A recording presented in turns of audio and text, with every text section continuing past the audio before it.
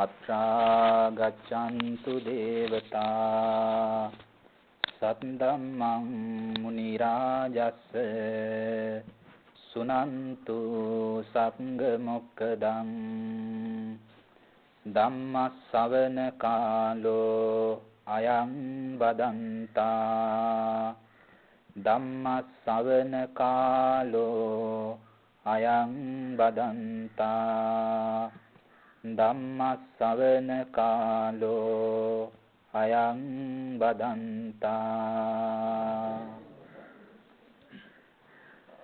නමෝ තස්ස භගවතෝ අරහතෝ සම්මා සම්බුද්දස්ස නමෝ තස්ස භගවතෝ අරහතෝ සම්මා සම්බුද්දස්ස නමෝ තස්ස භගවතෝ අරහතෝ සම්මා සම්බුද්දස්ස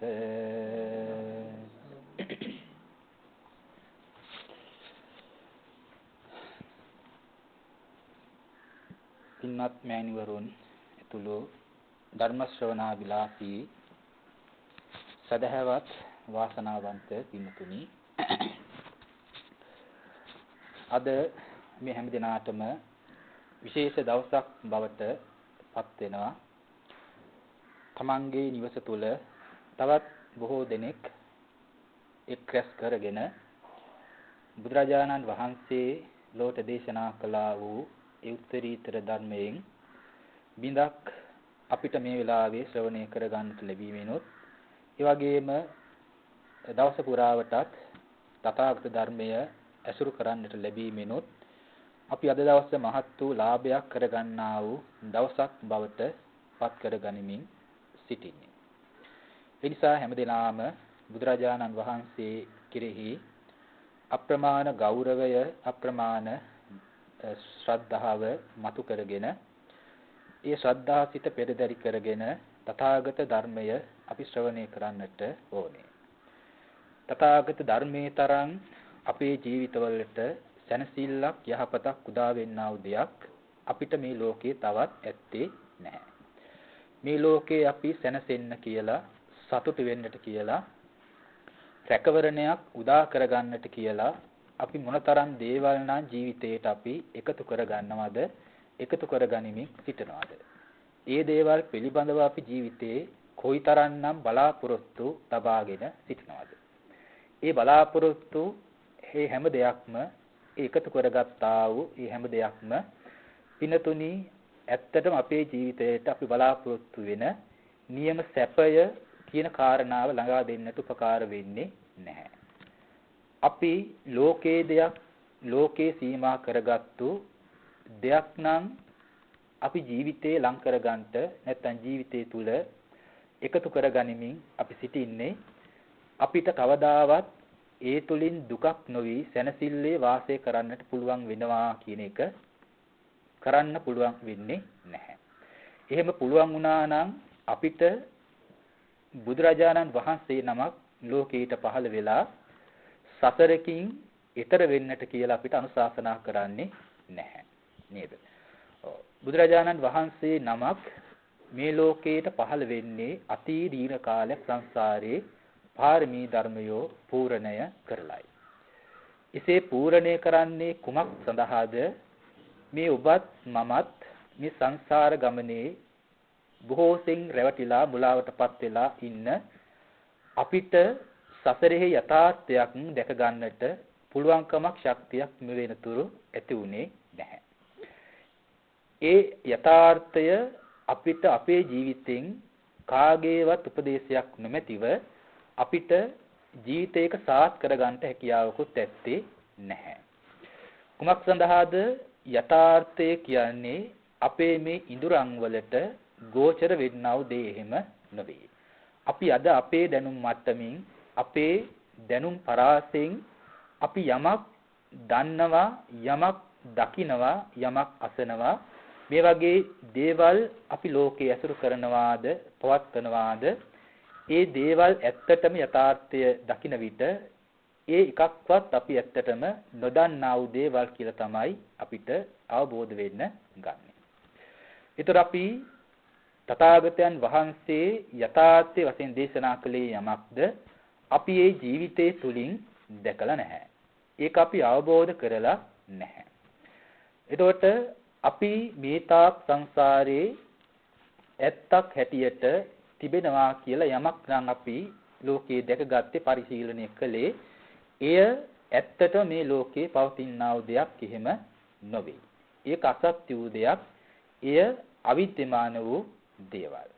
ඒ නිසා අවිද්‍යමාන වූ දෙයක් තුල පිහිටලා සත්‍ය වශයෙන් නැත්තා වූම දෙයක් තුල පිහිටලා කටයුතු කරන අපිට කවදාවත් මේ ලෝකයෙන් නිදහස් වෙනවා කියන එකක් ලෝකයෙන් මිදෙනවා කියන කාරණාවක් सिद्ध කරන්න පුළුවන්කම හැකියාව නැහැ නේද? යථාර්ථයේ යමක්ද යථාර්ථයේ හමුවේදී අපිට කවදාවත් ලෝකයක් පවත්වනවා කියන කැමැත්තක් හෝ ඡන්දයක් අපිට ඇති වෙන්නේ නැහැ. කුමක්සද්ද පවත්වන්නට රුචියක් ඇති වෙන්නට පුළුවන් දෙයක් යථාර්ථය තුල නැති නිසා නේද? යථාර්ථය අපි ජීවිතයක නොදකිනා තාක් අපි රැවටීම තුල මුලාව තුල ඉඳගෙන තමයි අපි හැම දෙනාගේම ජීවිත පැවැත්මක ගොඩනැගීමක් සිද්ධ වෙන්නේ. අපි මොනවද මේ ලෝකේ ඇත්තක් කියලා අපි දකින්නේ? ලෝකේ ඇත්තටම තිබෙන්නා වූ දේවල් කියලා අපි දකින්නේ මොනවද?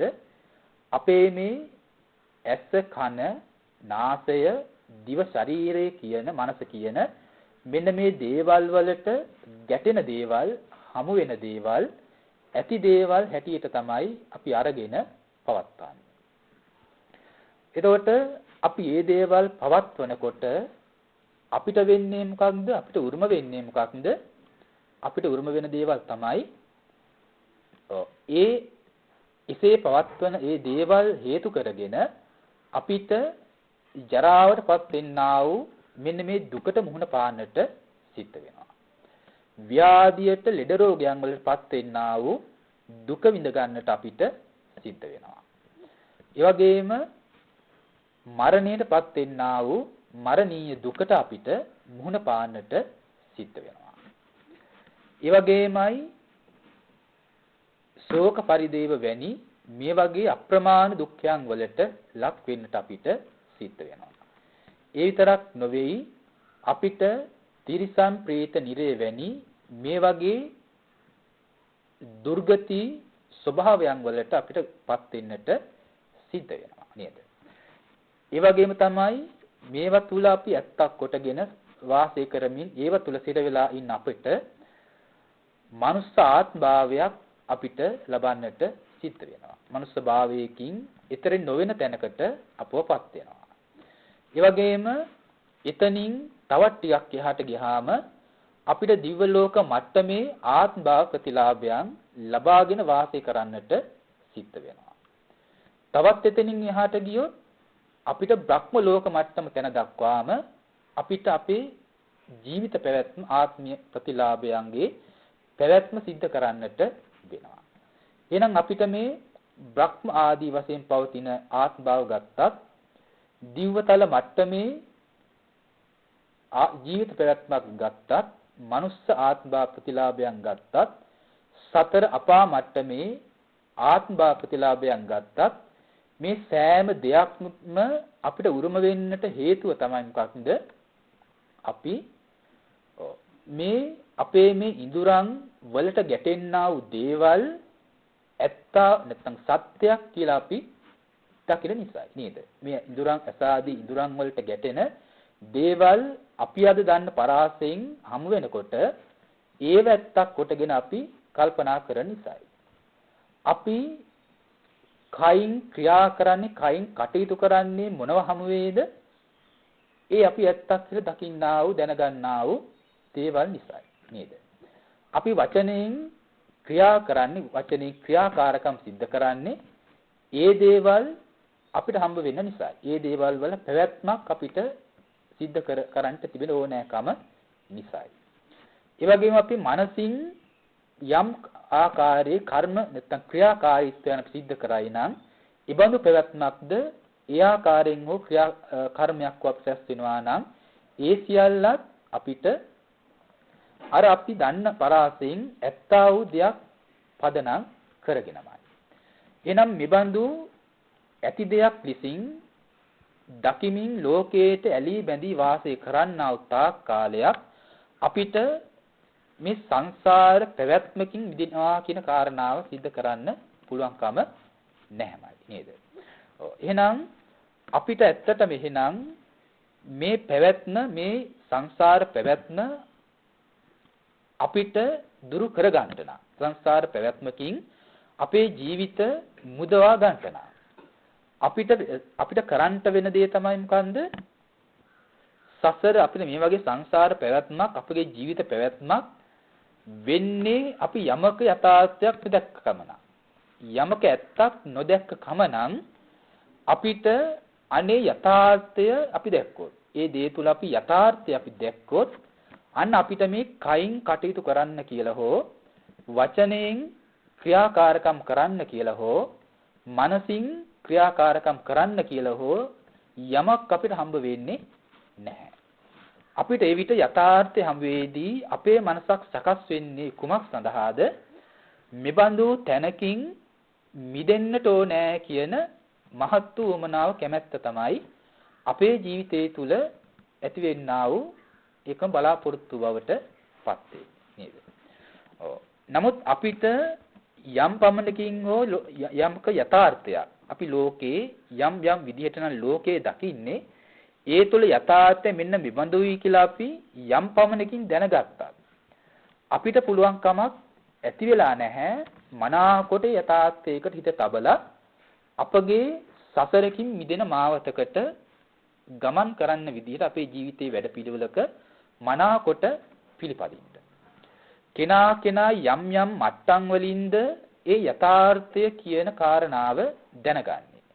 ඒ යථාර්ථය කියන එක අවබෝධ කරගන්නේ ඒ අවබෝධ කරගන්න මට්ටමින් ඒ තැනැත්තාගේ ජීවිතේ සසරකින් මිදෙන්නා වූ මාවතකට පිවිසෙන පැතිකඩ යෙදෙනවා නේද? එහෙනම් අපිටත් තිබෙන්න ඕනේ ඇත්තටම ඊබඳු මහත් වූ බලාපොරොත්තුවක් ඒකාන්තයෙන් මමත් කොහොම හරි මේ දිගින් දිගට යන මේ සංසාර ගමනෙන් මිදෙන්නට ඕනෑ කියන මේ මහත් වූ බලාපොරොත්තුව අපේ సంతානිය තුල තිබෙන්න ඕන නේද? දැන් අපි බොහෝ සොර සතුරෝ බිය ඇති කරන Tamanට අනර්ථ ඇති කරන බොහෝ අය සිටින්නා වූ යම් කැලෑබද ප්‍රදේශයක් තියෙනවා. ඒතකොට මෙන්න මේ කැලෑබද ප්‍රදේශයෙන් යම් කිසි පුද්ගලෙක් ඇතුළු වෙනවා. මේ කැලෑ ප්‍රදේශයෙන් එහාට යන්න ඕන කියලා. නමුත් මෙයා මෙතන යන්නේ මේ කැලෑ ප්‍රදේශය පිළිබඳව කිසිවක් නොදන්න කම මත නේද? මෙයා දන්නේ මේ කැලෑවට ඇතුල් වුණොත් පිස්සුනොත් එහෙම මේහි ජීවිතය නැති කරන ජීවිතය විනාශ කරන්නට හේතු වන බොහෝ අනර්ථයක් ගෙන්දෙන්න හේතු වන සොර සතුරු ඉන්නවා. බොහෝ බියකරු භයංකර වූ සතුන් මේක සිටිනවා. මේකෙන් ඇතුල් වුණොත් ඒකාන්තයෙන් මාහට ඒ මහා අනතුරට මට මුණ පාන්න සිද්ධ වෙනවා.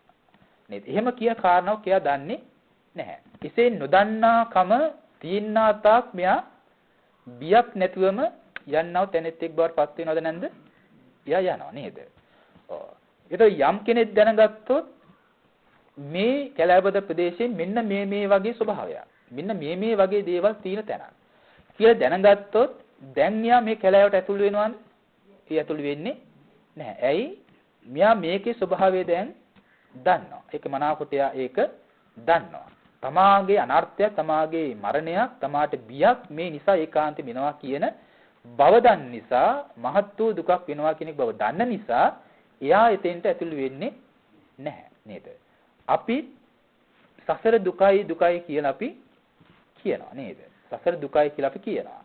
නමුත් සසර දුකයි කියලා කිව්වත් අපිට මේ දුකෙන් මිදෙන්නට මනාකොට හිතක් සකස් වෙලා තියෙනවද? සකස් වෙලා ඇත්තේ නැහැ. ඇයි එහෙම සකස් නොවුනේ අපිට? සසර දුකයි කියලා තේරුණත් මේ ජීවිත දුකක් කියලා තේරුණත් මිදෙන්නට තරම් බොම ශාවි ශක්තිමත් වෙච්ච මානසික රටාව සකස් නොවුනේ අය අපිට. අපි දුකයි කියලා කිව්වත් මනාකොට මේක දුකක් කියලා දැකලා නැති නිසා. මනාකොට දුකක් කියලා අපි දන්නේ නැති නිසා නේද? ඇයි අපිට දුකක් කියලා හම්බ වෙන මේ ලෝකයේ අපි සැපක් කියලා අසුරු කරන්නා වූ දේවල් බොහෝ සෙයින් තියෙනවා නේද? සැපක් කොට අරගෙන ප්‍රිය ස්වභාවයෙන් පෙනෙන මధుර වූ ස්වභාවයෙන් අපිට හම්බ වෙන බොහෝ දේවල් අපේ මේ වටාපිටා වලින් ලෝකයෙන් නේද අපිට හම්බ වෙනවා. ඒව මුණ ගැසෙනකොට අපිට ඒ මුණ ගැසීම හම් වේදී අපිට සිහියක් හෝ නුවණක් හෝ යෙදෙනවාද ඒකාද මේක දුකක්මයි කියන අදහසක් අපිට ඇති වේවිද? ඇති වෙන්නේ නැහැ. එයා ඉෂ්ට භාවකින් ප්‍රිය භාවයකින් මුණ ගැහෙනකොට ඒකාන්තයෙන් අනේ මේක හරි හොඳයි නේද? හරීම සැපයි. මේ දේ මට තියෙනවා නම් හොඳයි. මේ දේ මට ලැබෙනවා නම් හොඳයි කියලා අපි හිතන්නේ නැද්ද? හිතනවා. අන දැන් අපි මුලා වෙනවා, අපි රැවටෙනවා අර ප්‍රිය වූ ස්වභාවය ගැටෙනකොට. අර මధుර වූ අභාවයෙන්, ප්‍රිය භාවයෙන් ඒව මුණ ගැසෙනකොට මේ සිත වහා එහි රැවටෙන බවට මුලා වෙන ස්වභාවයට පත් වෙනවා. දැන් අපිට එවිට ඒ කෙරෙහි දුකක් කියන අදහසක් හැඟීමක් අපේ මනසකට පහළවන්නේ නැහැ. අන්න ටක් ගාලා අපේ හිතෙහි ඇලී ගන්නවා. වහා ඒ දේ කෙරෙහි අපේ මනස බැඳී ගන්නවා. ඇලීමෙන් බැඳීමෙන් යුක්තව ප්‍රිය වූ මధుර වූ ස්වභාවයෙන් යුක්තව ඒ ලෝකයේ දේවල් මුණ ගැසෙනකොට දැන් අපි අනේ ප්‍රිය වූ මధుර වූ දේවල් අපේ ජීවිතේට ලං කරගන්න, අපේ ජීවිතයට එකතු කරගන්නට ඕන්න අපි කයින් අනේක විද ක්‍රියාවන් කරන්නට පෙළඹෙනවා. වචනයෙන් අනේක විද ක්‍රියාවන් කරන්නට පෙළඹෙනවා. සිතින් අනේක විද ක්‍රියාවන් සිද්ධ කරන්නට පෙළඹෙනවා නේද? එතකොට දැන් අපි කයින් වචනින් මනසින් නොඑක් ආකාරයේ ක්‍රියාකාරකම් සිද්ධ කරනකොට ඒ ක්‍රියාකාරකම් වල ප්‍රතිඵලයේ හැටියට අපිට උරුම වෙන දේ තමයි මොකද්ද? ඒ ත්‍රිවිධද්වාරයෙන් සිදු කරන්නා වූ ක්‍රියාවන් කර්ම ස්වභාවයන් හේතු කරගෙන අපිට ලැබෙනා ප්‍රතිඵල ටික තමයි අපිට අපේ ඉපදීමක් කියන ගතියක් අපිට උරුම වෙනවා. ඒ රැස් කරා වූ ඒ ක්‍රියා කළා වූ කර්ම ස්වභාවයට අනුව සුසු විදිහේ අපිට යම් ගතියක් අපිට යම් තැනක පහළ වෙනවා. සකස් වෙනවා නේද? එතකොට යම් ඒ වගේම ජරාව කියන කාරණාව ඇතිවන විදිහට අපිට ඒක අපිට සකස් වෙනවා නේද? එතකොට මේ වගේ යම් තැනක ඒ වගේ ගතියක් ඇති වුණොත් ඒ ගතිය තුල අපිට ජරාව නොවිඳ ඉන්න පුළුවන්කම නැහැ. ව්‍යාධියට ලක් නොවී ඉන්නවා කියන කාරණාව කරන්න බෑ. මරණයටපත් නොවී ඉන්නවා කියන කාරණාව सिद्ध කරන්න බෑ නේද?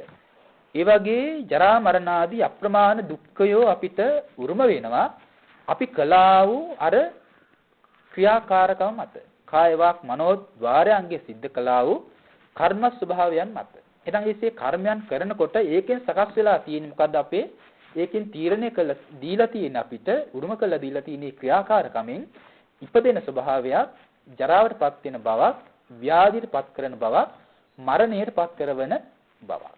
මේ වගේ දුකක් අපව සකස් කරලා තියෙනවා ඒ කර්ම ස්වභාවය මත. එසේ දුකක් ඇති කරන්නට හේතු වන විදිහට යම් කර්ම ස්වභාවයක් ඇති කළාද රැස් කළාද එසේ කර්මයක් කරන්නට අපිට පිළිපැද්දී අපි ලෝකේ ප්‍රිය මధుර වශයෙන් අපිට ඒ දේවල් මුණ ගැසිච්ච නිසා ප්‍රිය වූ මధుර වූ ස්වභාවයේ තුල අපි වින්දනය කරනවා නේද? ප්‍රිය වූ මధుර වූ දේ අපි අපේ ජීවිතේ වින්දනය කරනවා. ඒක අපි විඳ ගන්නවා. ඒ විඳින බව අපිට බොහෝම ආස්වාදයක්. බොහෝම සැනසෙල්ලක්. බොහෝම සැපයක්. ඒ සැපසහගත බව, ඒ ආස්වාදකර ස්වභාවය තුල අපි රැවටෙන මුලා වෙනවා. ඒකාන්තයෙන් මේක සැපයක්. අපිට ඒ කෙරෙහි දුක්ඛ සංඥාවක් උපදින්නේ නැහැ. ඒ නිසා අපිට දුකේ කලකිරීමක් නොවේ. ඒ දුක වුණත් ඒක සැප කියන සංඥාවෙන් අපි ගන්න විට සැපභාවයෙන් අපි එහි රැඳෙන්න බවටපත් වෙනවා. ඒ කියන්නේ අපි සතුටු වෙන ස්වභාවයටපත් වෙනවා. ඒ සැපයෙන් සතුටින් අරගෙන අපි සැපවත් වෙනවා. සැපවත් වෙලා එහි ඇලී ගන්නවා. ඇලෙනවා සතුටු වෙනවා. මේ විදිහට අපි ඒක පවත්නවා. ඒ නිසා අපිට දුක කියලා කිව්වත් මේ දුකයි කියපු ලෝකයේම අපි සැප කියලා අරගත්තු නිසා අපි මේ ලෝකේ රැඳී ඉන්නව තැනැත්තරපත් වෙනවා නේද? එහෙනම් අර කැලෑවක් බඳු බියකරු සතුන් වාසය කරන මහත් වූ බියකරු තැනක් බඳු තැනක් තමයි මේ සංසාර පැවැත්ම කියලා කියන්නේ. සංසාරගත ජීවිත කියලා අපි කියන්නේ නේද? ඊළඟේ හැම ජීවිතයකම ස්වභාවය තමයි අර කියන ජරා මරණ ආදී දුක්ඛයන්ගෙන් පිරී තියෙන පැවැත්ම. අනේක විද වූ බියකරු වේදනාවන්ගෙන් යුක්ත වෙලා තිබෙන්නා වූ පැවැත්ම. එහෙනම් අපි ජීවිතයේ ඒ දුක්ඛ ස්වභාවය, ඒ පීඩාකාරී ගතිය අපි මනාවකට නොදකින්නා වූ තාක් කාලයක් මේ ලෝකයට අපි ඒකාන්තයෙන් බැඳෙනවා. ඒකාන්තයෙන් මේ ලෝකයට අපි ඇලෙනවා. ඇලී ඇතිතාක් බැඳී ඇතිතාක් නැවත නැවත ලෝකේ සකස් වෙන විදිහේ කර්ම රැස් කිරීමක් අපේ ජීවිතවල ඒකාන්තයෙන්ම සිද්ධ වෙනවා නේද? එහෙනම් ඒ පැවැත්ම විදෙන්න නම් අපි අර බියකරු කැලෑව බියකරු දෙයක් වශයෙන් දැක්කව තැනැත්තා ඒකට ඇතුළු නොවන විදිහට ඒක පිළිපදින්නා වගේ නේද? යම් මොහොතකදී ඇතුල් වෙච්ච වෙලාවේදී හෝ මේකේ මේ වගේ මෙන්න මේ වගේ මහා බියකරු දෙයක් කියලා හෝ දැනගත්තොත් ඒ ඇතුල් වෙච්ච තැනින් එයා තවත් එහාට යන බවක් නෙමෙයි වෙන්නේ.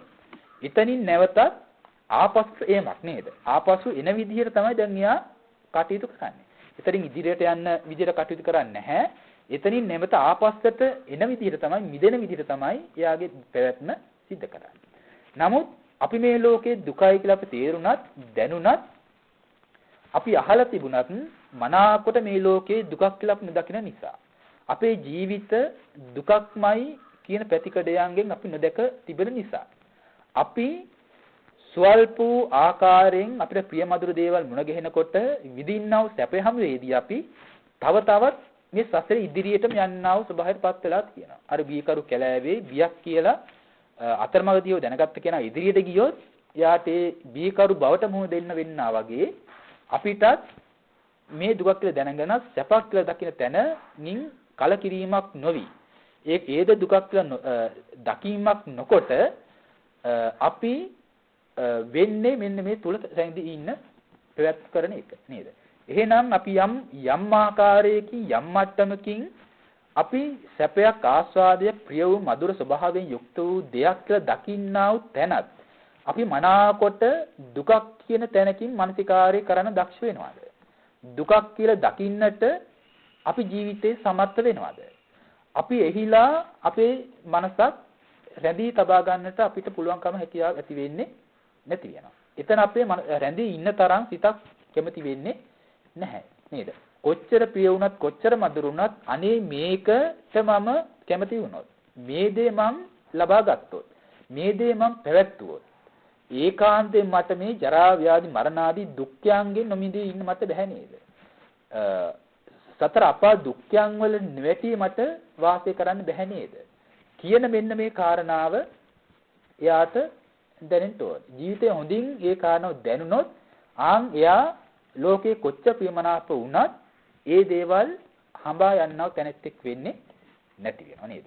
එහෙනම් අපිට දුකක් කියලා දැනෙන්න නම් ඒ සැපක් කියලා දකින්නේ තැන කෙරෙහි අපිට ඒ වගේ ස්වභාවයකින් සකස් වෙන මනසක් තියෙන්න ඕනේ. අන්න ඒ බඳු කෙනාට එයා ඊට පස්සේ වහා උත්සාහ දරන්නේ කොහොමද මේ ජීවිතේ අන්න සීලයකින් පිහිටමින් සමාධියකින් යුක්ත වෙලා සමාධි ප්‍රඥාව වඩමින් ඒ යථාර්ථය දැක්ගෙන මේ යථාර්ථයේ හම්වේ මුලා වෙච්ච මේ ලෝකෙන් මිදෙන මානසික රටාවක් සකස් කරගන්න විදිහට තමයි දැන් යාගේ දී පැවැත්ම සකස් වෙන තැනටපත් වෙන්නේ. එහෙනම් ඒ බඳු ආකාරයකට අපේ ජීවිත සකස් කරගන්නට ඕනේ අපි මේ පිළිපදින ප්‍රතිපදාවන් පිළිපැදීම තුල නේද? දැන් අපි ගත්තොත් දැන් අපි දන්නවා අපි මේ ඇහැට කොච්චර මුලා වෙලා ඉන්නවද? අපි මේ කනට, නාසයට, දිවට, ශරීරයට, මනසට කොච්චරනම් අපි මුලා වෙලා ඉන්නවද? ඒවට ගැටෙන රූප, ශබ්ද, ගන්ධ, රස, ස්පර්ශ, අරමුණු. මේවට කොච්චරනම් මුලා වෙලා රැවටිලා ඉන්නවද නේද? ඒවා රැවටුණා කියන්නේ මොන විදියට රැවටිලා තියෙන අපි ඇත්තටම අපි මේ මුලා වීමේ තරම කොච්චරද කියනවා නම් සත්වයේ පුද්ගලෙක් මම මගේ කියලා නොමැත්තා වූ ඒ දේවල් තුල මම කියලා ගන්න තරමටම අපි රැවටිලා ඉන්නවා. මගේ නොවන්නා වූ දෙයක් තුල මගේ කියා ගන්න තරමටම අපි එතන රැවටිලා ඉන්නවා නේද? ආත්මීය බවක් නැත්තා වූ තැනක ආත්මීය භාවයක් ගන්නට තරම් අපි එතන මුලා වෙලා රැවටිලා ඉන්නවා. මේ රැවටීම මේ මුලාව මම මගේ නැත්නම් ආත්මයයි කියන මෙන්න මේ ආකාරයේ මුලා සහගත පැවැත්ම මේ කොච්චර කාලයක ඉඳන්ද මේ අරගෙන ඉන්නේ කියන්න පුළුවන්ද? කියන්න පුළුවන් කමක් නැහැ නේද? අනවර අපි යම්තාක් කාලයක පටන්ද අපේ සංසාර කියවන පැවැත්තියෙන්නේ. අපේ ජීවිත පැවැත්ම සිද්ධ වෙන්නේ ඒතෙන් පටන් මේ වනතුරුත් අපිට නොඅඩුවම මේ ආත්මීය බව, මේ පුද්ගල බව, සත්ත්ව ස්වභාවය හැඟීම අපි තුල මේ සලු වෙලා තියෙනවා. වැඩිලා තියෙනවා නේද? දැන් අපිට හිතෙන්නේ නැහැ මේකේ මම කියන කෙනෙක් නැහැයි කියන තරමටවත් අපිට හිතෙන්නේ නැහැ. හිතෙන්නේම මම කියන කෙනෙක් ඉන්නවාමයි කියන තැනකම තමයි අපේ හිත තුළ තියෙන්නේ. ඒතර මම කියන කෙනා ඉන්නවා කියන තැනම ඉන්නකොට මම කියන භාවයෙන් යම් කිසි කෙනෙක් Tamanට බැන්නොත් මොකද වෙන්නේ? යම් කෙනෙක් බැන්නොත් එහෙම දැන් අපිට කේන්තියක් එනවා නේද? ඇයි කේන්ති යන්නේ? අර මම කියන කෙනාටයි දැන් මේ පණින්නේ. මේ මමයි කියලා දැඩිව ඉන්න නිසා බැන්නොත් බැනුම අහන්නේ මම කියලා ගන්නවා. එහෙනම් මම කැමති නෑ අන්න යමෙක්ගෙන් බැනුම් අහන්න. කේන්ති ගන්න නේද? යම් කෙනෙක් රෝල බැලුවොත් හිතන්නේ ඔන්න මට නේද? මට ඔරෝල බැලුවා. මාදියා ඔරෝල බැලුවා කියලා කියනවා නේද? මේ වගේ අපි මමත්වෙන් ගන්නවා නේද? දැන් මේ වටාපත දැක්කොත් වටාපත බැන්නොත් වටාපත කිපෙනවාද? වටාපත මොනම හරි දේවල් කොච්චර මොනවා කිව්වොත් මේ වටාපත කිපෙන්නේ නැහැ නේද? මේ වටාපත දැන් ගලකින් ගැහුවත් මේ වටාපත මොනවද කියන්නේ? මුකුත්ම කියන්නේ නැහැ නේද? ඇයි එහෙම කියන්නේ නැත්තේ? මේ වටාපතට මමයි කියන අදහසක් ඇත්තේ නැහැ නේද? මම කියන බවක්, මම කියන ආත්මීය හැඟීමක් මේ වටාපතට ඇත්තේ නැහැ. වටාපතේ ස්වභාවයෙන් පවතිනවා. වටාපත ස්වභාවයෙන් පවතින හින්දා මේකට ගැහුවත් නේද? මේක නිඳා කළත්, අපහාස කළත්, ප්‍රශංසා කළත්, වර්ණනා කළත්, මොන දේ කළත් මේ වටාපතේ ස්වභාවයෙන්ම පවතිනවා නේද? එහෙනම් යථාර්ථය කියන්නේ අන්න ඒ වගේ අපි යථාර්ථය දැක්කොත් යථාර්ථය හමු වේදී අපිට අන්න ඒ වගේ මානසික ස්වභාවයක් පවත්වා ගන්නට පුළුවන් ශක්තියක් අපිට තියෙන්න ඕන අපේ ජීවිතේ. ඒක දැන් අපි තමා කියලා හිතෙනවා. තමා කොට තමාව අරගෙන ඉන්නවා. ඒ කියන්නේ තමා කියලා කියන යම් දෙයක්ද අපි මමයි කියලා අපි අරගෙන ඉන්නවා. අපි මමයි කියලා මොනවාද අරගෙන තියෙන්නේ? මම කියලා මොනවාද අපි ඇත්තටම අරගෙන තියෙන්නේ? අපි ගත්තොත් එහෙම මේ ඇහැ නේද? මම කියලා අරගෙන ඉන්නවා. මගේ කියලා අරගන්නවා. මේ ආත්මයක් කියලා අපි අරගෙන ඉන්නවා. කන, නාසය, දිව, ශරීරය, සිත මම කියලා අපිට හිතෙනවා. ආත්මයක් කියන හැඟීමක් අදහසක් අපිට තියෙනවා නේද? රූප, ශබ්ද, ගන්ධ, රස වෙන මේ දේවල් මමයි නේද? කෙනා පුද්ගලයා කියන අදහස අපිට තියෙනවා. එහෙම කෙනෙක් පුද්ගලෙක් නොවූ දෙයක් වශයෙන් අද අපිට මේ දේවල් ලැබෙන්නේ නැහැ නේද? ඒතර එසේ පවතිනකොට අපි තුල පවතිනා වූ දෙයක් තමයි අපි තුල වැඩෙන්නා වූ දෘෂ්ටියක් තමයි මොකන්ද? මේ ඇස, කන, නාසය, දිව, ශරීරය, රූප, ශබ්ද ආදී දේවල් මමයි කියලා නැත්නම් ආත්මයයි කියලා අපි අරගෙන ග්‍රහණය කරගත්තොත් අපේ අනන්ත කාල තිස්සේ අපි තුල වැඩෙන්නා වූ දෘෂ්ටිය තමයි එසේ ගන්නා වූ කෙනා තුල ඇති වෙන දෘෂ්ටිය තමයි මොකන්ද? ඒකට කියනවා ආත්ම දෘෂ්ටිය නේද? අපි මේ මම නොවිච්ච නැත්නම් ආත්මයක් නොවුනා වූ ඇහැ ආත්මයක් කියලා ගැනීමම මොකද්ද? දෘෂ්ටිය. ඒ දෘෂ්ටිය තමයි ආත්ම දෘෂ්ටිය නේද? මම නොවිච්ච ආත්මයක් නොවුනා වූම කන, නාසය, දිව, ශරීරය, සිත මමයි කියලා ග්‍රහණය කර ගන්නා බවම දෘෂ්ටියක්. ඒක තමයි ආත්ම දෘෂ්ටිය කියලා කියන්නේ නේද? ඒතර මෙන්න මේ වගේ ආත්මීය භාවයෙන් අපි මේ අරගත්තද? ආත්මීය භාවයෙන් නුනුවින්ත ආත්මීය ස්වභාවයෙන් අපි දෘෂ්ටි සහගතව මේ අසකන ආදී දේවල් ගත්තාද? ඒකට කියනවා ආත්ම දෘෂ්ටි කියලා අපි කියනවා නේද? එහෙනම් මේ ආත්ම දෘෂ්ටිය පදනම් කරගෙන තමයි අපේ මේ ලෝකේ පැවැත්ම සිද්ධ වෙන්නේ. ලෝකේ රැඳී සිටීම තියෙන්නේ. ආත්මයයි කැමතිවන්නේ ප්‍රිය දෙයක් ගැටෙනකොට ප්‍රිය දේ විඳ ගන්න ඕනේ කියලා කැමැත්තෙන්නේ ආත්මයකට. නැත්තම් පුද්ගලයාට නේද? මధుර දේ තුල රැඳීම් තෝනා කියන අදහස තියෙන්නේ ආත්මයකට නේද? නැතුව මේ ඇහැට සිතෙන්නේ නැහැ මේ ප්‍රිය දෙයක් දැක්නකොට මේ ප්‍රිය දේ මා විඳ ගන්නට ඕනේ. මේ ප්‍රිය දේ මා තුල පවත්වා ගන්නට ඕනේ කියන එක මේ ඇහැට හිතෙන්නේ නැහැ. ඇයි එහෙම ඇහැට හිතෙන්නේ නැත්තේ? ඇහැ කියලා කියන්නේ ආත්මයක් නොවන හින්දා. ඇහැ කියන හරිය මොකක්ද මේ වටාපත වගේ දකින්න ඕනේ නේද?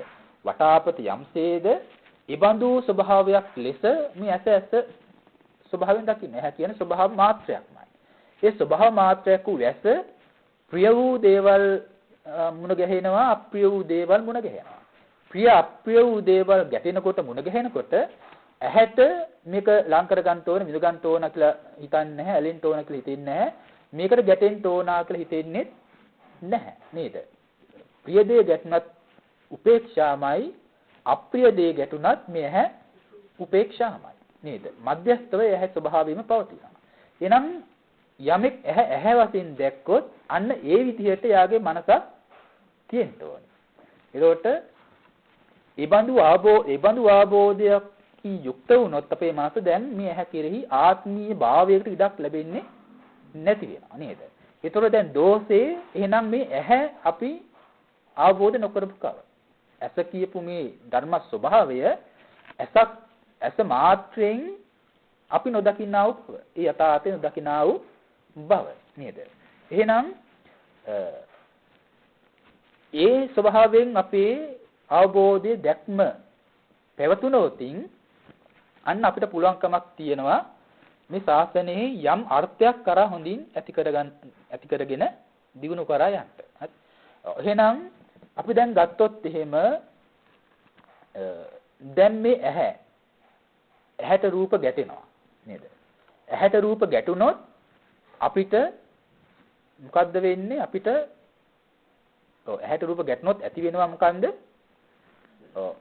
ඇති වෙනවා සිතක් ඇති වෙනවා. අපි ඒ සිතට කියනවා මොකක් කියලාද?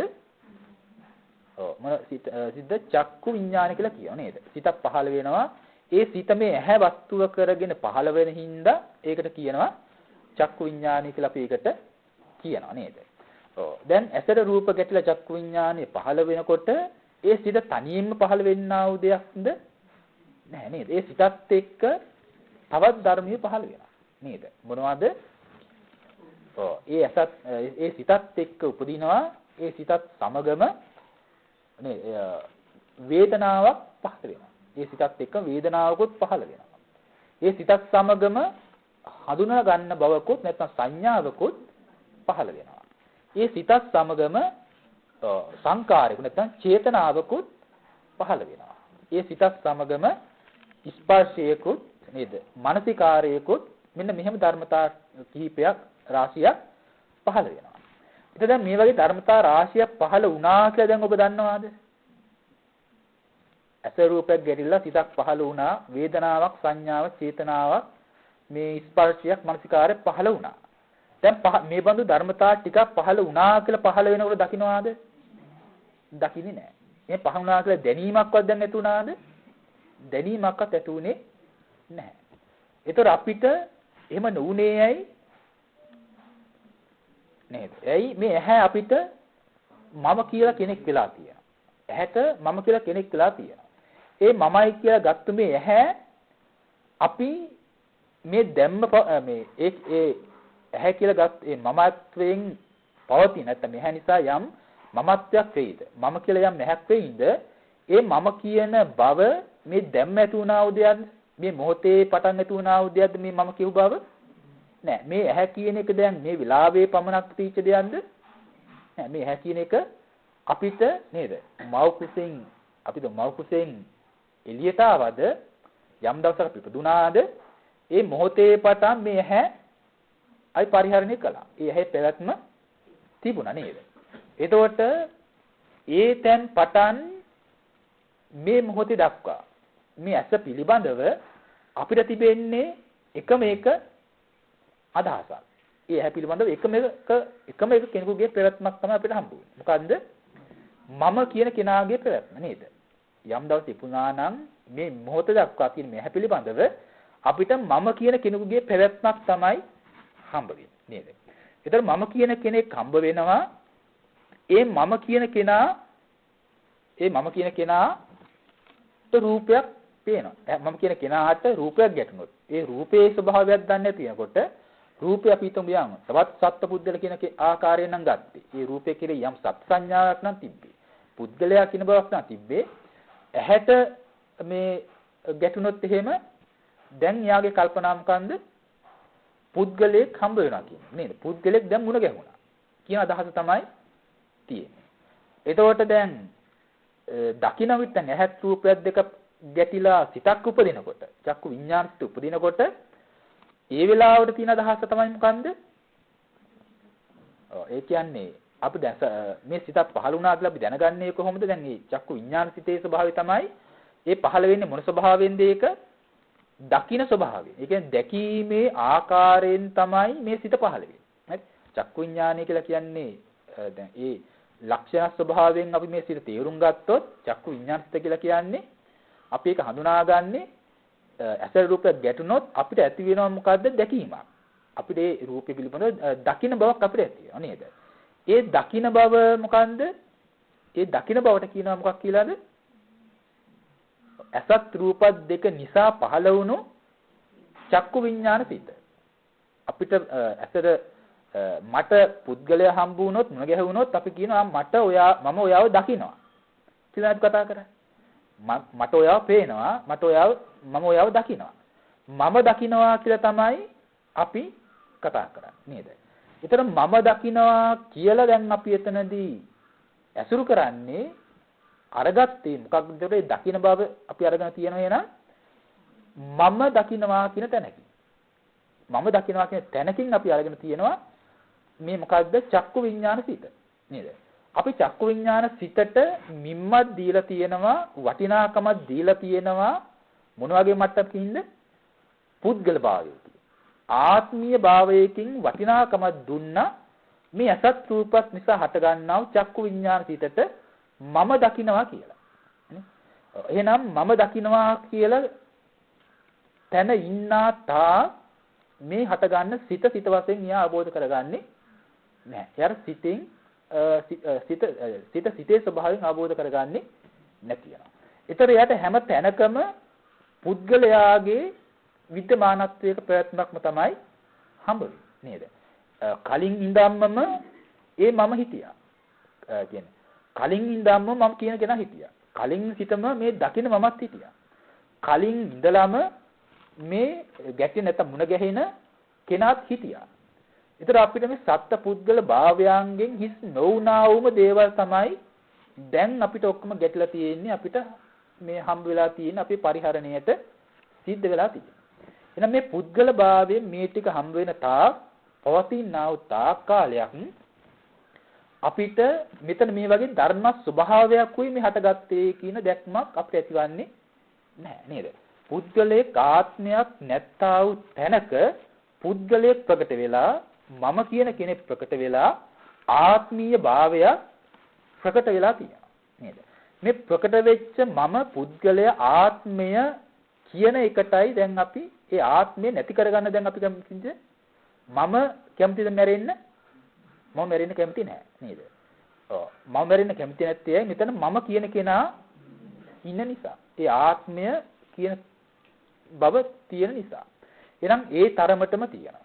ඒතකොට දැන් ඒ ආකාරයෙන් මේ ආත්මය මම කියන බව ග්‍රහණය කරගෙන තිතා එතනින් ඔබ්බේ තියෙන ඒ පුද්ගලත්වය ඉක්මවා පවත්වන සියුම් ධර්මයක් හටගන්නවා කියන යථාර්ථයක් එයාට මුණ ගැහෙන්නේ නැති වෙනවා.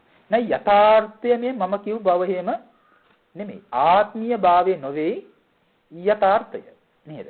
අපි ඇත්තට මේකේ යථාර්ථය මමයි මේ මමමද පුද්ගලයා මද කියලා දැන් මේක හෙව්වොත් එහෙම හම්බ වෙන්නේ මොනවද?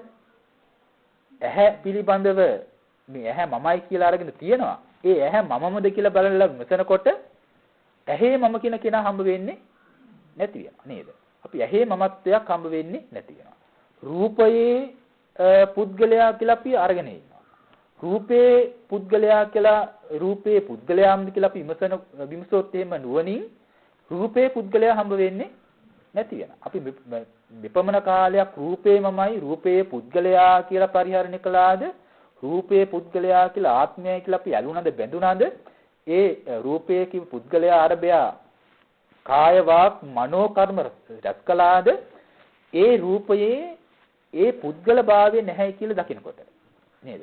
ඉබඳු පුද්ගල භාවයක් නොවේ කියලා දකිනකොට ආන් යාට ඒ පුද්ගලත්වයෙන් කරන්නා වූ දේවල් ඒ රූපය අරබයා කරන්න පිසෙන්නේ නැති වෙනවා නේද? එහෙනම් යාට එතනදී හුදු පුද්ගල භාවයක් නැත්තා වූ හුදු මේ රූප මාත්‍රයක් විතරයි කියන අවබෝධය යාට ඇති වෙන්න ඕන. ඒ වගේම දකින මමයි කියන තැන දැකීමේ ස්වභාවය මමයි නැත්නම් මම දකින්නවා කියන තැන යථාර්ථය විමසුවොත් ඒ දකින බව මමමද දකින බව ආත්මයද දකින බව පුද්ගලයෙක්ද කියලා යථාර්ථයක් විමසනකොට ආන් දැන් යාට යථාර්ථය වැටහෙනකොට දැනගන්නවා මේ දකින බව දකින භාවයෙන් යුක්ත වෙච්ච පුද්ගලෙක් ඇත්තේ නැහැ නේද? දකින ස්වභාවයෙන් යුක්ත වුණු පුද්ගලයෙකු ඇත්තේ නැහැ කියන එක එයාට වටහා ගන්නවා. ඊළඟ ඒ පුද්ගලයෙක් නොවුණු හුදු සිතක් පමණයි කියන අවබෝධයට ඇති වෙන්න ගන්නවා. හරි. එහෙනම් මේ ඇස කෙරෙහි ආත්මයක් කිප අදහසක් තිබ්බද ඇසේ යථාර්ථය ඉමසනකොට අන්න ආත්මයක් නොවුනා වූ හුදු ඇසක් පමණක් පවතී කියන නුවණක් එයාට අවබෝධ වෙනවා. රූපය ඇහැට ගැච්ච රූපය සත්‍ය පුද්ගලයෙක් දෙය කියලා ඉමසනකොට ආම් රූප මාත්‍රයක් පමණයි කියන යථාර්ථයක් එයාට වැටහෙන්න ගන්නවා. එතකොට ඇසත් රූපය ගැටෙනකොට පහළ වෙන දැකීම නැත්නම් දැකීම් කරන මේ චක්කු විඥානසිත පහළ වෙනකොට එතන ආත්මයක් කෙනෙක් පුද්ගලයෙක් නොවුණු පුදුමේ සිතක් කියන ස්වභාවයක් එයාට වටහා ගැටීමක් ඇති වෙනවා නේද? එහෙනම් ඇසට රූපයක් ගැටුණා ඒ නිසා දැකීමේ ආකාරයෙන් චක්කු විඥානය පහළ වුණා කියන අවබෝධයක් එයාට ඇති වුණා. එහෙනම් මෙන්න මේ ධර්මතා ටික එකතු වෙනකොට ඔන්න දැන් මේ අරමුණ නැත්නම් ඒ අරමුණ පිළිබඳව හොඳ හෝ නරක ආකාරයට විඳ ගන්න හුදු වේදනා ස්වභාවයක් ඒ සිතත් සමගම එයාට පහළ වෙනවා. එතන පහළ නේද? ඒ වේදනාවක් ඇති වුණා වෙලාවටත් දැන් යාගේ මනසට හිතෙන්නේ පහළ වෙන වේදනාව ඒ වේදනාව විඳ ගන්නා වූ කෙනෙක් වශයෙන් තමයි ඒ වේදනා ස්වභාවය විඳින්නෙකු හැටියට එයාගේ මනසට ප්‍රකට වෙනවා. විඳින්නෙක් හැටියටයි දැන් යාට වැටහෙන්නේ නේද? ඒතර විඳින්නෙක් වශයෙන් ලැබෙන ඒ විඳින ස්වභාවය විමසුවොත් අන් විඳින්නෙකු නොවුණු හුදු වේදනා ස්වභාවයක් විතරයි කියන අවබෝධය තමයි දැන් යාට ඇති වෙන්නේ. වේදනා මාත්‍රයක් පමණයි කියන ධර්ම ස්වභාවයක් දැන් යාට වැටහෙන්න අර ගන්නවා. එතනදීද මේ ආත්මය කියන කාරණාවට ඉඩක් ලැබෙන්නේ නැහැ. ඒ වගේම තමයි ඇසල රූපයක් ගැටිලා මේ වගේ දැකීමක් වෙනකොට ඒ අරමුණ හඳුනන බවක් මේ සිතට ඇති වෙනවා නේද? සිතේ අරමුණ පිළිබඳව නැත්නම් රූපය පිළිබඳව හැඳිනීමක් ඇති වෙනවා. එතකොට අපිට ඇති වෙන්නේ මොකද්ද? එතන හඳුනන්නෙක්ව තමයි දැන් ප්‍රකට වෙලා තියෙන්නේ. හඳුනන්නෙක්ව ප්‍රකටයි. ඒ හඳුනන්න මම. ඒ හඳුනන්න පුද්ගලයා ආත්මය කියලා තමයි දැන් දැන් යාට වැටහෙන්නේ නේද? එහෙනම් මේ හඳුනන්නා කියපු මම පුද්ගලයා කියපු මේ හඳුනන බව ඇත්තට මමද පුද්ගලයාද කියලා ඉවසනකොට ආන් යාට ලැබෙනා වූ අවබෝධය වැටහීම තමයි ඒ ආත්මීය භාවයෙන් ගත නොහැකි පුද්ගලත්වයෙන් ගත නොහැක්කා වූ හුදු සංඥා ස්වභාවයක් නේද? මේ හිතත් එක්ක පහළ වුණු හුදු සංඥා මාත්‍රයක් කියන මේ හුදු ධර්මයක් පමණක් ඇති බව යට නුවණට වටහා ගන්න පුළුවන්කම තියෙනවා. එහෙනම් ඒ සංඥාවේ දැන් පුද්ගලයාව දකින්නේ නැහැ. හරි. ඒ වගේම මෙතනදී යම් චේතනාවක් නේද? චේතනා ස්වභාවයක් පහළ වෙනවා. චේතනා මාත්‍රයක් ඇති වෙනකොට එතනත් එයාට ඇති වෙන්නේ මේ චේතනා මාත්‍රයක් නෙවෙයි. චේතනා කරන්නෙක් හැටියට තමයි නැත්නම් හිතන්නෙකු හැටියට නේද? ආකාරයෙන් තමයි දැන් යාට ප්‍රකට වෙන්නේ. සිතන කෙනෙක් වශයෙන් දැන් යාට ප්‍රකට වෙනවා. නමුත් එය විමසනකොට සිතන්නෙකුන වුණු හුදු චේතනා ස්වභාවයක අවබෝධයක් යාට ලැබෙන්නට ඕනේ. මෙන්න මේ වගේ ධර්ම ස්වභාව ටිකක් පමණක් දැන් මේ වෙලාවේ හට ගන්නවා. හටගත්තු මේ ධර්මයන්ගේ ඇස වශයෙන් නොදකිනකොට රූපේ වශයෙන් නොදකිනකොට ඒ දේ ගැටීමෙන් දැකීම කරන සිත පහළ වෙනකොට ඒ සිත වශයෙන් හඳුනා ගන්න නැති වෙනකොට වේදනාව වේදනාව වශයෙන් හඳුනා ගන්න නැති වෙනකොට සංඥා ස්වභාවයෙන් සංඥාව හඳුනා නැති වෙනකොට චේතනා ස්වභාවයෙන් චේතනාව හඳුනා නැති වෙනකොට මේ පුද්ගලයාගේ පැවැත්මක්ම අතරක් නෑ. අර පුද්ගලත්වයේ පැවැත්මක් තමයි අපිට හම්බ වෙන්නේ. මේ වෙන වෙනමම ධර්මතා හැටියට නොවේ එකම එක්කෙනෙක්. ඇසයි වේදනාවයි සිතයි මේ ඔක්කොම එකම කෙනෙක්. ඒ මම කියන එක්කෙනාම තමයි දැන් එයාට හම්බ වෙන්නේ. නේද? ඒතර මේ පුද්ගලත්වයකින් ආත්මීය භාවය දැන් එයාට වැඩිලා තියෙනවා. හරි? ඔව්. ඒතකොට එහෙනම් දැන් මේ වෙන වෙනමම ධර්මතා ටිකක් වශයෙන් දැක්කොත් මේ හැම ධර්මතාවයකම ආත්මීය භාවයක් විමසුවා. පුද්ගලත්වයේ විමසුවා. එකදු තැනකවත් දැන් මම කියලා ගත යුතු දෙයක් මෙතන ඇත්තේ නැහැ. ආත්මීය භාවයෙන් පවත් වෙන්නා වූ දෙයක්ද මේ තුල ඇත්තේ නැහැ. කියන තැනකින් අවබෝධයටපත් වෙනකොට දැන් යාට නුවණ පහළ වෙනවා මෙතන මේ මම නොවිච්ච මේ හුදු ධර්ම සමූහයක් නේද තියෙන්නේ.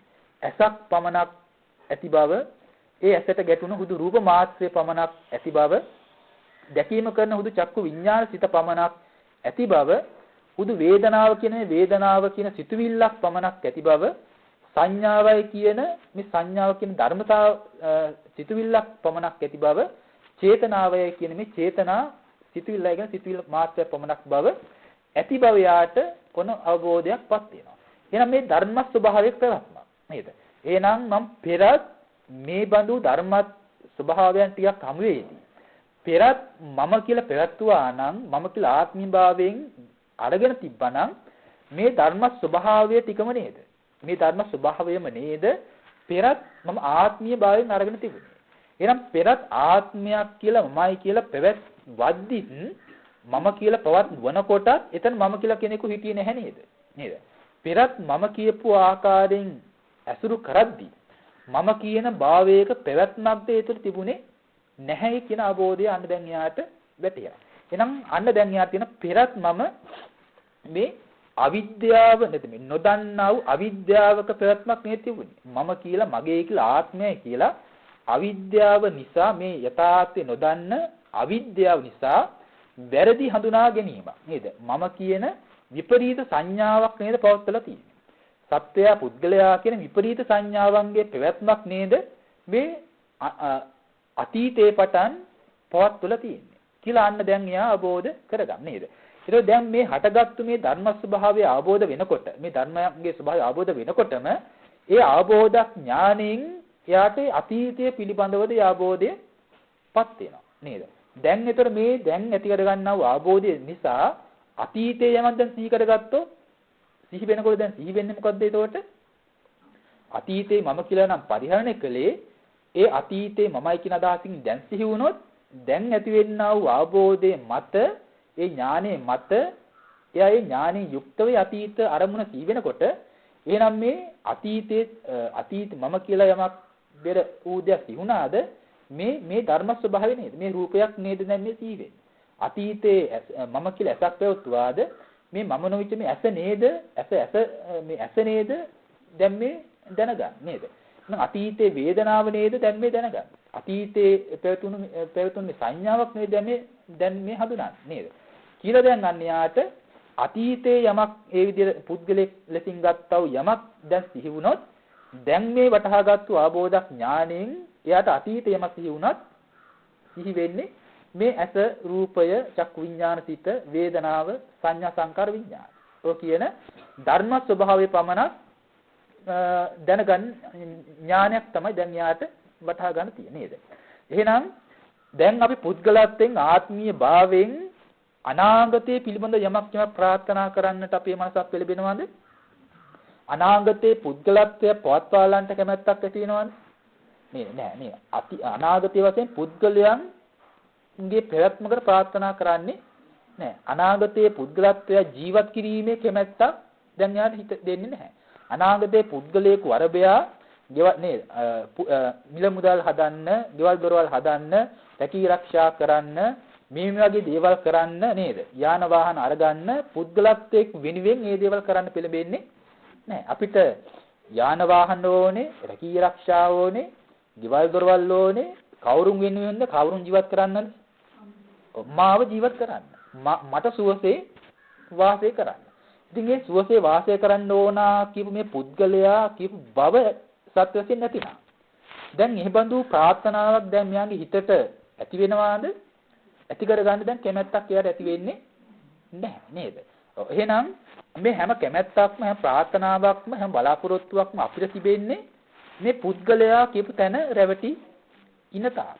ඒ පුද්ගලත්වයේ තුල ඒ හැම දෙයක් අරබයම අපේ තණ්හාව බැඳීම කියන එක මහා විදියට අපි තුල තියෙනවා. ඒ තණ්හාව විසින් මේ පුද්ගලත්වයේ ජීවත් කරනවා නේද? අවිද්‍යාව සහගතව ඇති වුණා මේ විපරීත හැඟීම. පුද්ගලයා කියන මම කියන මේ විපරීත හැඟීම තෘෂ්ණාවෙන් දැඩි වල්ලාගෙන ඉන්නවා. මේ මමත්වයට නැති වෙන්න මේ තණ්හාව ඉඩ දෙන්නේ නැහැ. මමත්වයට නැති වෙන්න, පුද්ගලත්වයට නැති වෙන්න මේ තණ්හාව ඉඩ දෙන්නේ නැහැ. තණ්හාව මේක අල්ලාගෙන. අවිද්‍යාවෙන් මේ ඇත්ත වසාගෙන. අවිද්‍යාවෙන් වහගෙන ඉන්න තාක් තණ්හාවෙන් මේ වැරදි දේ අල්ලාගෙන ඉන්නවා. තෘෂ්ණාවෙන් දැඩිව අල්ලාගෙන ඉන්නා තාක් අවිද්‍යාවෙන් මේක වහගෙන පවත්වනවා නේද?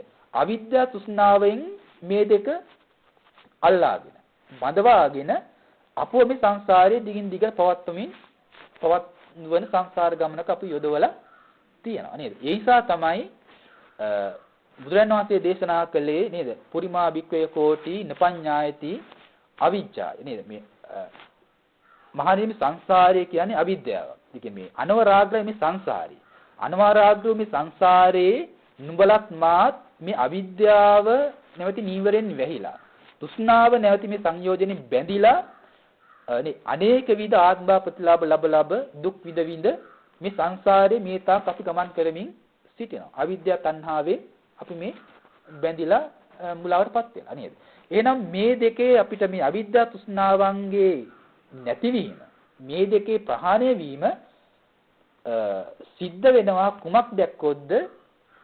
මේ පුද්ගලත්වයෙන් රැවටි යැත්තව තැන ඇත්තට පුද්ගලයාද ඉන්නේ කියලා මේ යථාර්ථය අපි දකිනකොට නේද? පුද්ගලත්වයෙන් ගන්නේ නැති තැන අපිට අවිද්‍යාව වැඩෙන්නේ නැහැ. තෘෂ්ණාවෙන් ඒ බැඳගන්නේ නැහැ. අවිද්‍යාව තණ්හා දෙකට ඉඩක් නැහැ. යථාර්ථයේ දකින මනසට. යථාර්ථයේ දකින මනසට අවිද්‍යාව තෘෂ්ණාවන්ට ඉඩක් ඇත්තේ නැහැ. අවිද්‍යාව තෘෂ්ණාවෙන් යුක්ත වෙන නැති වෙනකොට දැන් අවිද්‍යාව තෘෂ්ණාවන්ගෙන් යුක්ත වූ කර්ම රැස් කිරීමක් එයාට සිද්ධ වෙන්නේ නැහැ. කර්ම රැස් කිරීමක් ඇති වෙන්නේ නැති වෙනවා. කර්ම රැස් කිරීමක් නැති කල්හි ඒ කර්මය හේතු කරගෙන ගෙන දෙන්නා වූ විපාකයන්ගේ පහළ වීමක් එයාට සිද්ධ වෙන්නේ නැති වෙනවා නේද?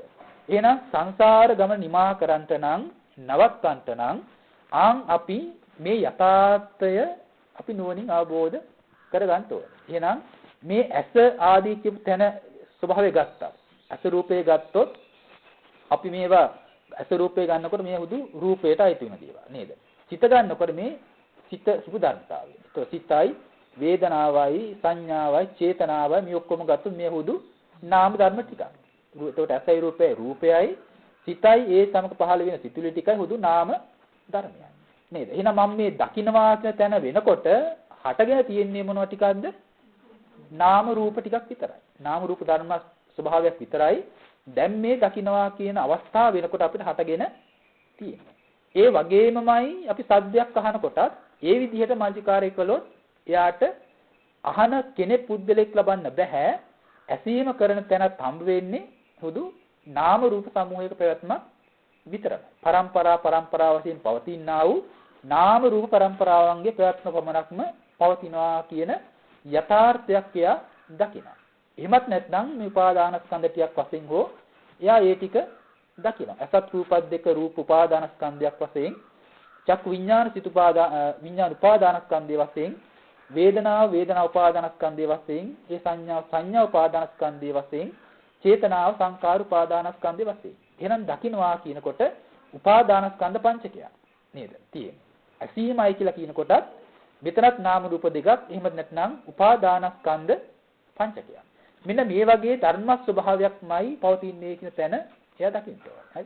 ඒතර ඔය ආයතන 6ෙන්ම අපි එතන හට ගන්න ධර්මතා ටික විමසොත් එහෙම. ඔය ආයතන 6ෙන්ම ඒ මොහොතේ දැන් හට ගන්න ධර්ම ටික වශයෙන් අපි බැලුවොත් ඒ හටගන්න වෙලාවට ආත්මීය භාවයෙන් පුද්ගලත්වයෙන් අපි ඒවට හිත තිබුවේ නැත්නම් දැන් අපිට හම්බ වෙන්නේ අන්න අර කියපු ධර්ම දෙකක් විතරයි. මේ නාම රූප දෙයක් හටගෙන නිරුද්ධ වෙනවා. සද්දයක් ඇහෙන වෙලාවටත් නාම රූප සමූහයක් හටගෙන නිරුද්ධ වෙනවා.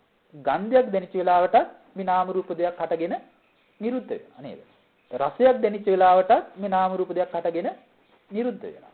එතකොට ස්පර්ශයක් දැනුණත් නාම රූප ටිකක් හටගෙන නිරුද්ධ වෙනවා. අරමුණක් දැනගත්තත් නාම රූප දෙයක් හටගෙන නිරුද්ධ වෙනවා. එහෙනම් නාම රූපයෝම හටගෙන නැති වෙන විතරයි. ඒ ආයතනයන් වලට අරමුණු ගැටෙන විට ඒ විදිහට නාම රූපයෝම හටගෙන නාම රූපයෝම නැති වෙනවා. නාම රූපයෝම පවතිනවා කියන මේ යථාර්ථය දකිනවා. ඒ යථාර්ථය දකිනකොට ඒ ඥානයට කියනවා කුමක් කියලාද? ඒ බඳු ඥානයක් ඇති කරගත්තාද අනේ නාම රූප පරිච්ඡේද ඥානය කියලා අවබෝධ කරගන්න. ඒ නාම රූප පරිච්ඡේද ඥානයෙන් දැන් යා දුරු කළා මොන දෘෂ්ටියද? ආත්ම දෘෂ්ටිය. ආත්ම දෘෂ්ටි තමයි නාම රූප පරිච්ඡේද ඥානයෙන් දුරු කළේ. එතකොට ඒ ආත්ම දෘෂ්ටිය පැවතුනේ මොන වගේ ධර්මයන් අනුවේද? ඒ ආත්ම දෘෂ්ටිය පැවතුනේ ඇස, කන, නාසය, දිව, ශරීරය, මනස. රූප, ශබ්ද, ගන්ධ, රස, පොට්ටබ්බ නැත්නම් ස්පර්ශය, අරමුණ. මේවා ටික එකට එකතු කළොත් ඒවට කියනවා ස්කන්ධ වශයෙන් ගත්තොත් ඔය ටිකටම කියනවා උපාදානස්කන්ධ. එහෙනම් මේ ආත්ම දෘෂ්ටිය පැවතුනේ උපාදානස්කන්ධ පංචකයක් තුළයි නේද? උපාදානස්කන්ධ පංචකයක තමයි ආත්ම දෘෂ්ටි පැවතුනේ. ඒතර උපාදානස්කන්ධයන් කෙරෙහි මේ ආත්ම දෘෂ්ටිය පැවතුනොත් අපි එවිට අපි කියන මොන දෘෂ්ටිය කියලාද? ආත්ම දෘෂ්ටිය මේ පහ අරබය ඇති වෙනකොට අපි ඒකට වෙනම දෘෂ්ටියක් කියනවා විශේෂ නාමයකින් මොකක් කියලාද? ඒ දෘෂ්ටියට කියනවා සක්කාය දිට්ඨිය කියලා කියනවා. ඒකට කියන්නේ මොකද්ද? සක්කාය දිට්ඨිය. පංච උපාදානස්කන්ධයේ අරබය ඇතිවෙන්නා වූ ආත්ම දෘෂ්ටිය සක්කාය දිට්ඨිය. සක්කාය දිට්ඨිය. හරි. එහෙනම් දැන් මේ උපාදානස්කන්ධ වශයෙන් නැත්නම් නාම රූප ටික වශයෙන් අවබෝධ වෙනකොට මේ උපාදානස්කන්ධ වශයෙන් මේ ටික දකිනකොට අපේ ආත්ම දෘෂ්ටිය බැහැරුණා කියන්නේ කවර දෘෂ්ටිය දැන් යන්නේ එතනින් නැති වෙන්නේ සක්කාය දිට්ඨිය තමයි දැන් යාට නැති වෙන්නේ. සක්කාය දිට්ඨිය නැති වෙනවා මේ නාම රූප පරිච්ඡේදයෙන්. හරි නාම රූප පරිච්ඡේද ඥාණයෙන් සක්කාය දිට්ඨිය නැති වෙනවා. හැබැයි මේ ඥානය අපිට මේ ඥානය කියන එක තව තව ඉදිරියට වැඩි යුතු දෙයක්. ඒ කියන්නේ අනුශය වශයෙන්ම මේ සක්කාය දිට්ඨිය කියපු එක නැතු උනේ නැහැ. නමුත් අපි යම් රූපය මේ යථාර්ථය නොදකින්නකම නිසා අපි සක්කාය දිට්ඨියගේ වශයෙන් මේවා පවත්වනවාද? ආන්ගේ සක්කාය දිට්ඨිය අපිට යටපත් වුණා තදංග ප්‍රහාණය. ළඟ ප්‍රහාණයෙන් මේ නාම රූපච්ඡ ඥානය ඇති වෙනකොට තදංග ප්‍රහාණයෙන් සක්කාය දිට්ඨි ප්‍රහාණය සිද්ධ වෙනවා. අන්න ඒ බඳු සක්කාය දිට්ඨි ප්‍රහාණය වෙච්ච නාම රූප දකින නැත්නම් උපාදානස්කන්ධ වශයෙන් දකින මේ ඥානය ඇති කරගත්තු තැනත්තාට තමයි මෙන්න මේ නාම රූපයන්ගේ එහෙම නැත්නම් මේ උපාදානස්කන්ධයන්ගේ උදේවැය බලන ඥානය යාට මතුමත්තේ උපදවා මේ දියුණු කරගන්න පුරුදු පුහුණු වෙන්නට ඉඩ අවස්ථාව සැලසෙන්නේ. එහෙම ඥානයක් ඇති නොකොට එයාට අනිත්‍ය දුක්ඛ අනාත්ම ත්‍රිලක්ෂණ වශයෙන් බලන්න පුළුවන් කමක් නැහැ. ත්‍රිලක්ෂණේ මානසිකාර කරන්න බෑ. මේ නාම රූප පරිච්ඡේද ඥාණයෙන් මේ සත්පුද්ගල සංඥාවෙන් අරගත්තු මේ ස්කන්ධ මේ පිළිබඳ මේ අවබෝධය ඇති කරගන්නේ නැතුව. මොකද අනිත්‍ය සංඥාව දුක්ඛ සංඥාව නැත්තම් අනිත්‍ය දුක්ඛ අනාත්ම කියන මේ ත්‍රිලක්ෂණය දකින්න ඕනේ කුමකද? දකින්න ඕනේ මේ ස්කන්ධයන්. නැත්නම් මේ උපාදාන ස්කන්ධයන්ගේ තමයි දකින්න ඕනේ. උපාදාන ස්කන්ධය වශයෙන් වැටහෙනකොට අපිට ඒ කෙරෙහි සත්ව සංඥාව බැහැර වෙන්න ඕනේ. බැහැර වෙලා තියෙන්න ඕනේ. හරි? නැත්නම් නාම රූප වශයෙන් නාම රූප වශයෙන් දකිනකොට අපිට පැවතුණු සත්ව සංඥාව බැහැර වෙලා තියෙන්න ඕනේ. නැත්නම් උපාදානස්කන්ධ වශයෙන් දකින කල්හි සත්ව සංඥා බැහැර වෙලා තියෙන්න ඕනේ. හරි? ඒ ඥානෙ ඇති වෙනකොට දැන් සත්ව සංඥා බැහැර වෙනවා. සත්ව සංඥාව බැහැර වුණු නාම රූපයන්ගේ තමයි ත්‍රිලක්ෂණ වශයෙන් යමාචිකාර කරන්න ඕනේ. නැත්නම් සත්ව සංඥාව වශයෙන් දුරු කළපු උපාදානස්කන්ධයන්ගේ තමයි අනිත්‍ය දුක්ඛ අනාත්ම වශයෙන් ත්‍රිලක්ෂණ මානසිකාර්ය කරන්න ඕනේ. එහෙම නොවුනොත් බොහෝ දෙනා සිද්ධ කරන්නේ අපි මේ සත්ත්ව සංඥාව බැහැර නොකරම, ඒ අරමුණු කෙරෙහි සත්ත්ව සංඥාව බැහැර නොකරම සත්වයාගේ තමයි දැන් අනිත්‍ය බලන්නේ. සත්වයාගේ තමයි දුක්ඛ ලක්ෂණය බලන්නේ. සත්වයාගේ තමයි අනාත්ම ලක්ෂණය බලන්නේ. ඒක සත්පුද්ගල භාවයකින් ලබන දේ තුල මේ ත්‍රිලක්ෂණය වැඩිවීමක් කරන්න බෑ. මේ සත්ව මේ පුද්ගල සංඥාව දුරු වෙච්ච තැනක ස්කන්ධයන්ගේ මේ රූපේ අනිත්‍යද, මේ වේදනාව අනිත්‍යද නේද? මේ විදිහට අපිට බුදුරජාණන්සේ දේශනා කරන්නේ නේද? එතකොට මොකද විදර්ශනාව සිද්ධ වන්නේ මේ පරමාර්ථ ධර්මයන් කෙරෙහි. නැත්නම් ස්වභාව ධර්මයන් කෙරෙහි තමයි විදර්ශනාව කරන්න ඕනේ. විදර්ශනාව කරන්න නම් අපේ ස්වභාව ධර්මයේ අරමුණු වෙන්න ඕනේ. පරමාර්ථ ධර්ම හොඳින් පළමු කරේ නාම රූප වශයෙන් හරි උපාදානස්කන්ධය වශයෙන් හරි මේ ස්වභාව ධර්මයේ අරමුණු කරන්න ඕනේ. අන්නේ බඳු මනසට පුළුවන් මේවා ත්‍රිලක්ෂණ වශයෙන් මානසිකාරය කරලා පළමු වරට සෝවාන් මාර්ගයටපත් වෙලා සෝවාන් මාර්ගය තුලින් නැවත කවදාවත් මේ සක්කාය දිට්ඨිය ඇති නොවන විදිහට අනුශය වශයෙන් සක්කාය දිට්ඨිය දුරු කරලා සෝවාන් ඵලයකටපත් වෙලා සතර අපායට එන්න තිබෙනා වූ හේතු සම්පූර්ණයෙන්ම නසා දාන්න අන්නේ තැනත්තාට පුළුවන්කම තියෙනවා. හරි. ඉතින් ඒ නිසා අන්නේ කරුණු කාරණා ටික විනතුන් මතකයේ තබා ගන්න ඕන තමන් විදර්ශනා වශයෙන් මානසිකාරයක් කරනවා නම් විශේෂයෙන්ම හොඳින් ප්‍රධාන වශයෙන් උත්සාහවන්ත වෙන්න ඕනේ මේ නාම රූප ටික ප්‍රධාන වශයෙන් හොඳට පිරිසිඳ දකින්න. නැත්නම් උපාදානස්කන්ධ වශයෙන් සත්ව සංඥා දුරු වෙන විදිහට මේ උපාදානස්කන්ධ වශයෙන් බලන්න පළමු කොට හොඳට පුරුදු වෙන්න ඕනේ. ඒ හැකියාව තුලින් අන්න Tamanට දැක ගන්න පුළුවන් මේ සක්කාය දිට්ඨිය නොමැති බව, සක්කාය දිට්ඨිය නැති වෙන හැටි, සක්කාය දිට්ඨිය දුරු වෙන හැටි Tamanටම ප්‍රත්‍යක්ෂ කරගන්න පුළුවන්කම තියෙනවා. හරි. ඒ නිසා අන්නේ ආකාරයෙන් ඒ කරුණු කාරණා මතකයේ තබා ගන්න ඕනේ. ඒව නැවත සිහිපත් කර ගන්න ඕනේ. එතකොට දැන් හැමදෙනාම එකම මානසික මට්ටමක නැති නිසා, එක් එක් ඥාන පරාසයන්ගෙන් යුක්ත වෙන නිසා සිළු දෙනාටම කී ආකාරයෙන්මම වැටෙනවා කියන කාරණාව අපිට කියන්න බෑ නේද?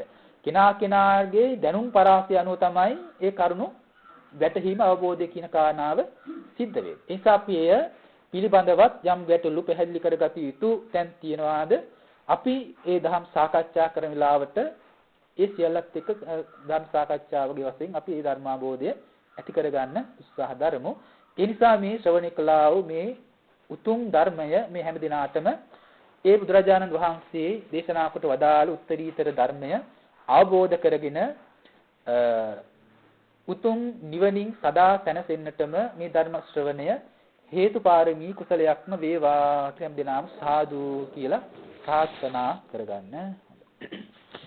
ආකාසත්තා ච බුම්මත්තා දීවානාගාම ඉන්දිගා පුඤ්ඤන්තං අනුමෝදිත්වා චිරං රක්칸තු බුද්ධ ශාසනං පුඤ්ඤන්තං අනුමෝදිත්වා චිරං රක්칸තු බුද්ධ ශාවකං පුඤ්ඤන්තං අනුමෝදිත්වා බෝධයන්තු සිවං පදං.